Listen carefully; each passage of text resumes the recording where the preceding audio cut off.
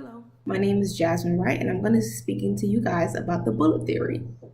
Now, according to Griffin 2016, the bullet theory is defined by a message that is given through mass media in a very tactful way to receive a certain response from a specific audience.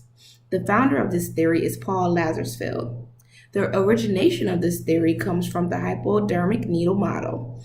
This model suggests that mass media could influence a very large amount of people directly by injecting apparent messages to trigger a desired response. Now, this theory is normally applied through mass media, such as social media, Fox 5, and even in advertisement and marketing for different companies as well.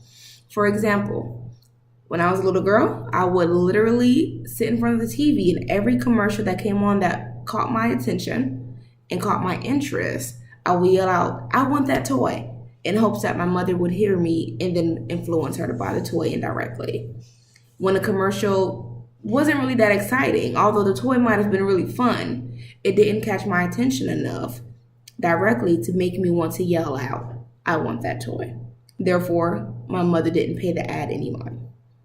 So indirectly, we use the bullet theory in so many different aspects, because it's really when you're just tactfully delivering a message, a very clear response, and you're getting the response back from the audience that you actually want.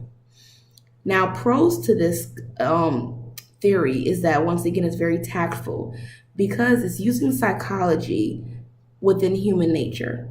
It's taking parts of human nature and saying, hey, if I give you this, I expect for you to pull back this way.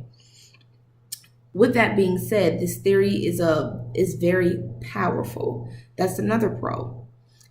If you can get an audience to listen to you, then you're able to then develop and change either their behavior, their actions, or their way of thought.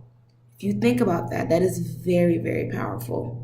An example could be when you watch Fox 5 and you see that there was another police shooting, okay? It catches your attention. It changes your thought process. It may change the way you act towards a police officer the next time you're pulled over for not stopping at the red light.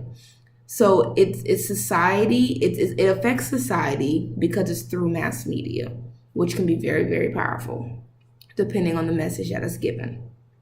A con to this theory is that you have to kind of get a specific audience to be able to get your message across and to kind of calculate what response you need back. There's not going to be 100% response. Statistically, all the studies that have been trialed with this specific theory, everyone in the audience is not going to be influenced to be able to give you the response that you desire. So you have to make sure that you're targeting the correct audience, so that way you're able to get a larger percentage of those who could be influenced by the message that you're given. Like I mentioned before, a very good example of this theory could be the police brutality. According to Craven from the Huffington Post, police brutality is now one of the mainstream news topics, and it's actually changing the way our justice system writes and trains our police officers. Being able to inform the public about this specific concern, police brutality, is a message that was given in a very direct and tactful way, because it's a serious matter. People listened, and they're taking charge, and they're giving the response needed by changing behaviors, by changing policies and procedures, and by changing the actions that they commit. Also, according to Griffin 2016, the bullet theory can also be used more so with social media as well. We have those people who do vlogs, who speak their opinion, who put their messages out for the public to then respond to.